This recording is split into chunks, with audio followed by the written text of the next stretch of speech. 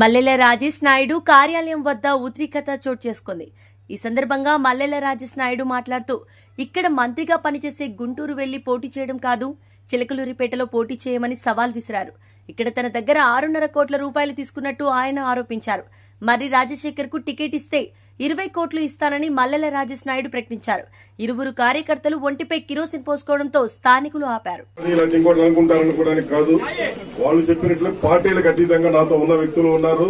అలాగే ఇక్కడ ఈ రోజు వైఎస్ఆర్ కాంగ్రెస్ పార్టీలో నిజంగా 2019 ఎన్నికల్లో వీళ్ళందరికీ న్యాయం జరిగిద్దని ప్రతి ఒక్కరూ ఆ రోజు మర్రి రాజశేఖర్ గారు మంత్రి అవుతారని, మరి అలాగే మేము కూడా అలాంటి సీనియర్ నాయకులు మాకున్నారు మంత్రి అవుతాడని ఆయన అడుగుజాడలో మన నియోజకవర్గం బాగుంటుందని చెప్పేసి మేమందరం పనిచేశాం.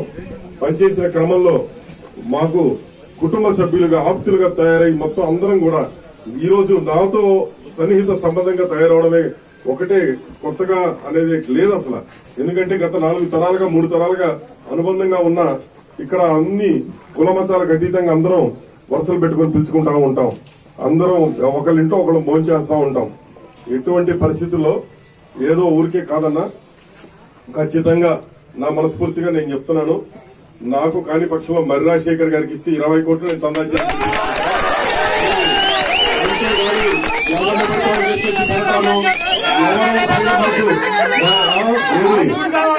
పైన సీఎం ఆఫీస్ కి పిలిచి ఎవరో 2-3 చెబితే వినడానికి అంత భయపడటానికి కాదు. నియోజకవర్గం ఈసారి ప్రతి ఒక్క కార్యకర్తని బాగా చూసుకోవాలి, బాగుండాలి. మన కార్యకర్తలు నాయకులమే తప్ప తెలుగుదేశం అనేది కేసులు పెట్టి చూపించండి. ఈ 5 సంవత్సరాల్లో ఒక్కరు కూడా ఓపెన్ గా చెప్తున్నా. మరి మా వైస్ చైర్మన్ గారు కొలిశెట్టి శ్రీనివాసరావు అన్న గారు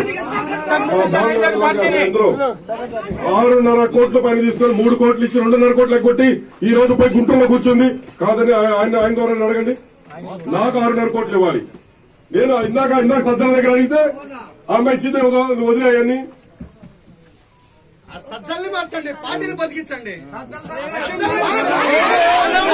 ఎమ్మెల్యేలు మాకొద్దు. ఈ రోజు గుంటూరు నుంచి ఎవరు వస్తారా లేకపోతే విజయవాడ నుంచి ఎవరు వస్తారో మాకు అవసరం. చిలకలూరిపేట వ్యక్తిగా ఇక్కడ నేను ఉన్నానా లేదా అనే దానికన్నా చిలకలూరిపేట వ్యక్తిని, నిజమైన వ్యక్తి, కరెక్ట్ అయిన వ్యక్తిని పెట్టండి. నిన్న చిలకలూరిపేట వ్యక్తిని ఇచ్చారు. ఒక ఆడపిల్ల కష్టం తెలుసన్నారు, అదన్నారు, ఇదన్నారు. మీరు అన్నట్లే ప్రతి ఒక్కళ్ళు ఏదేదో పాటలు పెట్టారు.